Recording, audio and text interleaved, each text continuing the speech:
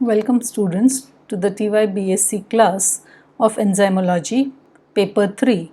The topic for today is enzyme kinetics and we shall deal with the concept and use of initial velocity. After this lecture, the student should be able to state the law of mass action. He should be able to define the order of reaction, rate constant, should be able to justify what initial velocity is and maximum velocity. So let us start with the introduction. There are two fundamental conditions for life. The first condition is self-replication and the second is to catalyze chemical reactions efficiently and selectively. Unless and until the reactions are catalyzed efficiently and selectively, energy cannot be gained.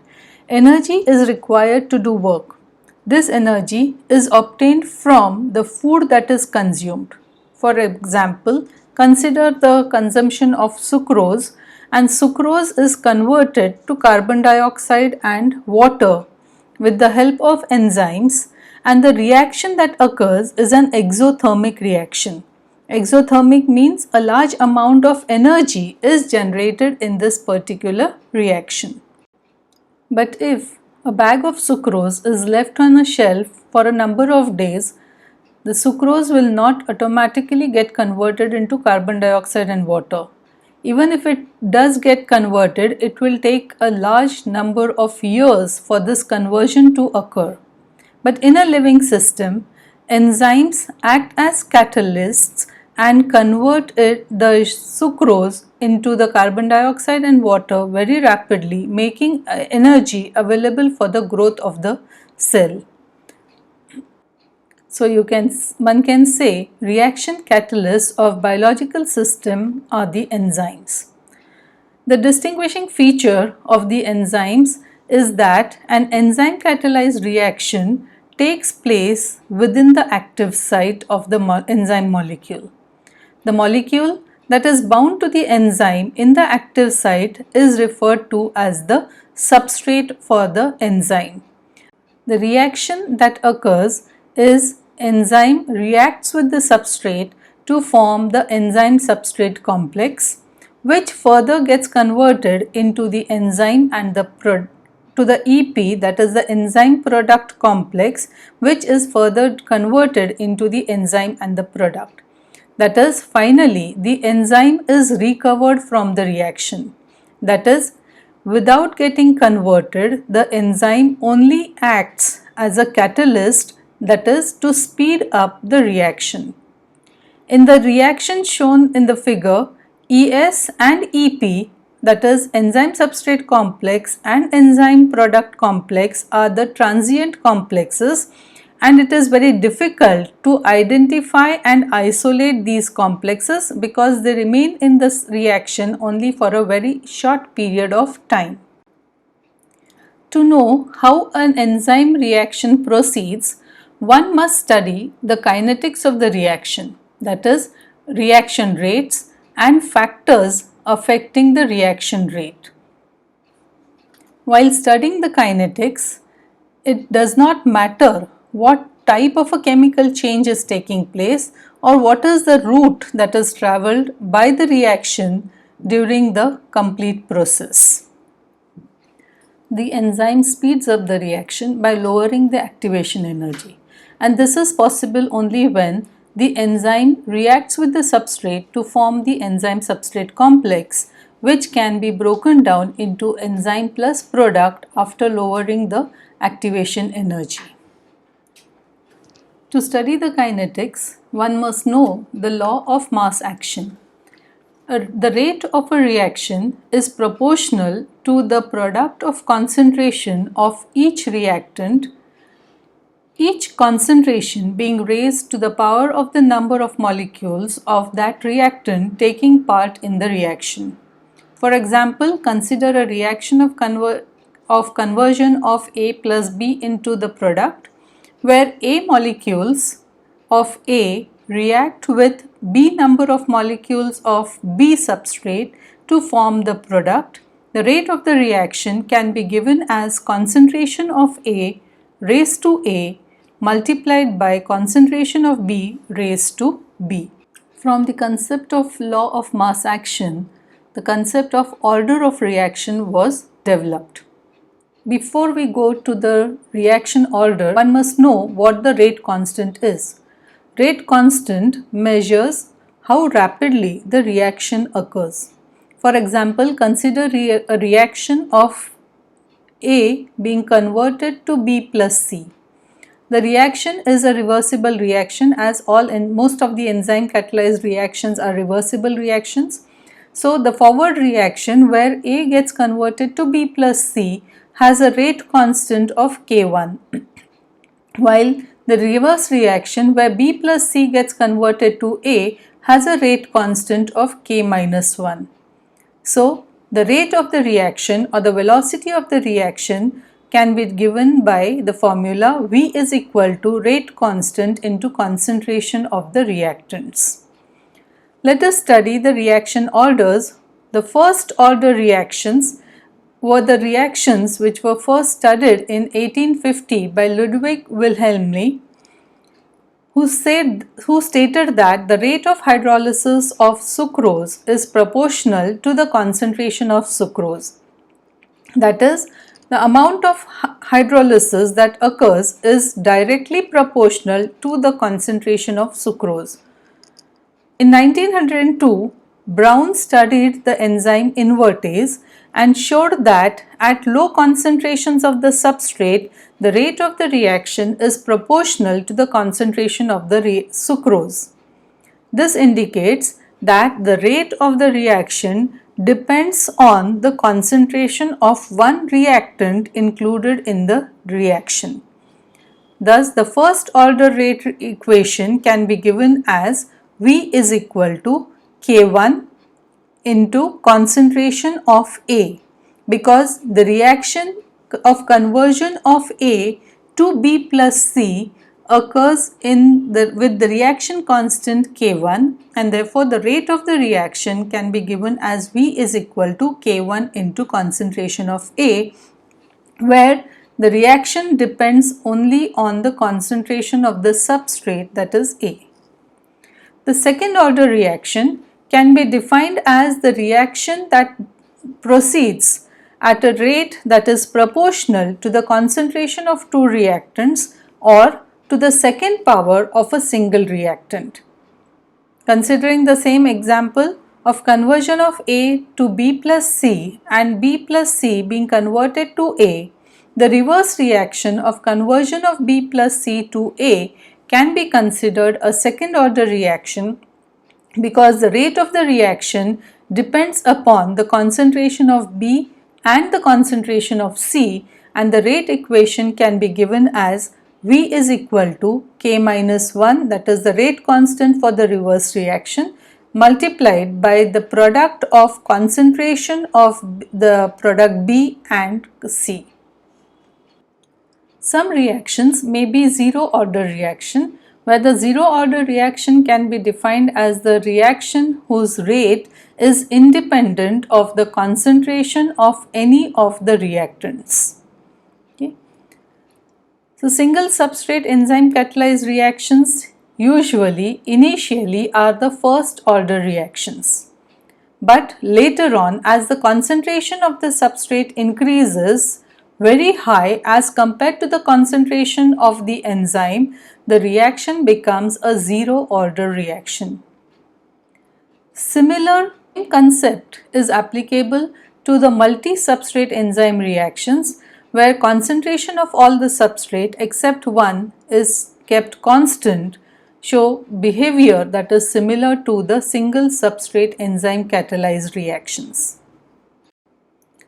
To study the enzyme kinetics, the simplest approach is to measure the initial velocity or the initial rate of the reaction.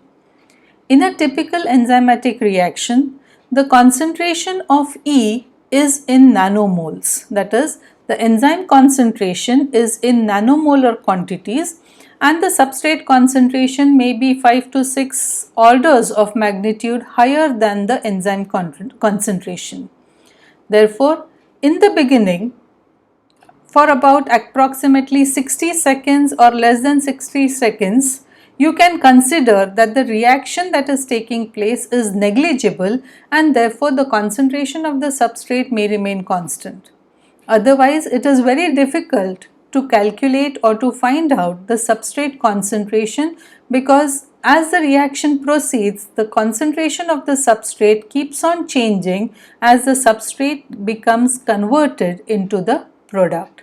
And therefore, to study the initial velocity, it is necessary to consider the beginning or the start of the reaction, where you can say that the rate of conversion of substrate into the product is negligible and thus considered to be constant. Then you can study the initial velocity as a function of the substrate concentration. To study the enzyme kinetics, the simplest approach is to measure the initial velocity or the initial rate of the reaction. Substrate concentration defines the rate of the reaction, as it plays a key role in the reaction because the substrate has to be converted into the product. But it is very difficult to find out the changes in the substrate concentration, as the substrate concentration keeps on changing as the reaction proceeds, because substrate is getting converted into the product, and therefore at any time the substrate concentration may not remain the same, and therefore it is difficult to study the initial velocity reactions. In a typical enzyme reaction, concentration of enzyme is in nanomolar quantities and the substrate concentration is very high as compared to the enzyme concentration. It is 5 to 6 orders of magnitude higher than the concentration of the enzyme. So, in order to study the initial velocity of the reaction, if you consider that in the beginning, that is about 60 seconds or less, the change in substrate concentration can be considered as constant, because the reaction has not yet started and therefore the substrate is not converted into the product, and therefore you can consider that the substrate concentration is constant without the formation of the product. And when this is the condition, then initial velocity can be studied as a function of the substrate concentration. To study the effect of substrate concentration on the reaction rate, we have to keep the enzyme concentration constant, and if enzyme concentration is constant and you increase the concentration of the substrate, a rectangular hyperbola type of a graph can be obtained for the reaction velocity, where in the initial conditions, where the substrate concentration is just sufficient to concentrate or to saturate all the enzyme that is present, the reaction is of the first order, as the rate of the reaction depends upon the concentration of the substrate. But above a specific concentration, any increase in the substrate concentration increases the speed of the reaction or the rate of the reaction very slowly. A stage comes where, when increase in concentration of the substrate occurs, there is no further increase in the velocity of the reaction, and the reaction is said to be a zero order reaction, because the rate of the reaction does not depend on the substrate concentration. That means under such conditions, the reaction has attained the maximum velocity, which is referred to as the Vmax of the reaction. Consider a reaction of conversion of A into B, where the rate of the reaction can be given as the rate constant K into the concentration of the substrate A. Similarly, for the reaction of conversion of enzyme plus substrate to the formation of enzyme substrate complex, which further gets degraded to form the enzyme and the product, this particular reaction occurs in two steps, where the first reaction or the first step is formation of the enzyme substrate complex, where the enzyme reacts with the substrate. So this reaction is one reaction which is taking place and has a rate constant of K1. The second reaction that occurs is the conversion of the enzyme substrate complex to form the enzyme and the product. So this is a second reaction and the rate constant of this reaction is K2. Therefore, the rate constant for the first reaction can be given as V1 is equal to K1 into the concentration of enzyme into concentration of the substrate. While the rate of the second reaction can be given as rate 2 or V2 is equal to K2 into the concentration of the enzyme substrate complex. The overall rate of reaction can be given as the rate of change of concentration of product, that is dP, with respect to the time t, and this can be given as V is equal to d into concentration of P upon dt. So initial velocity of the reaction depends upon the concentration of the product formed with respect to the time.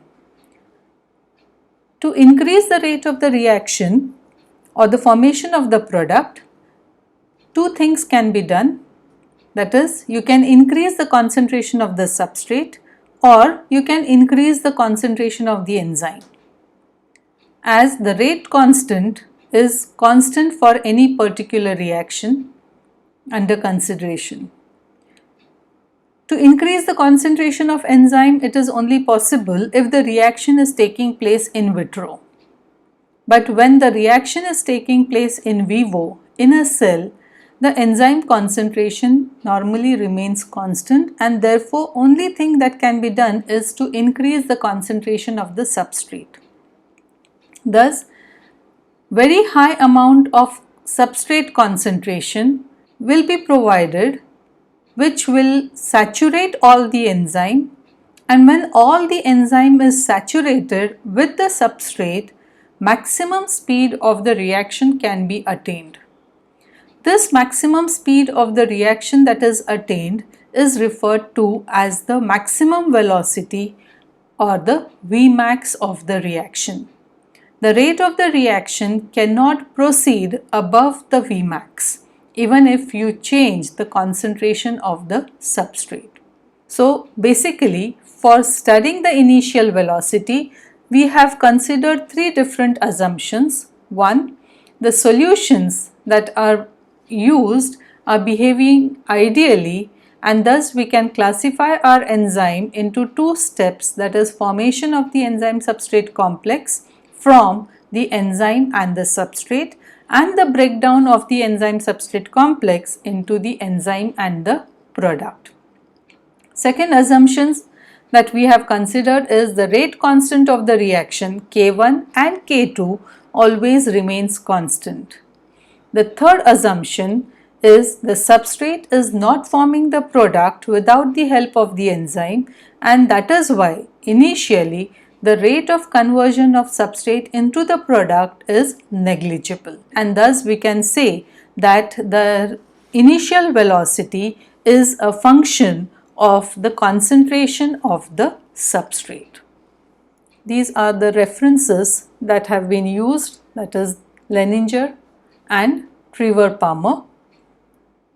Thank you.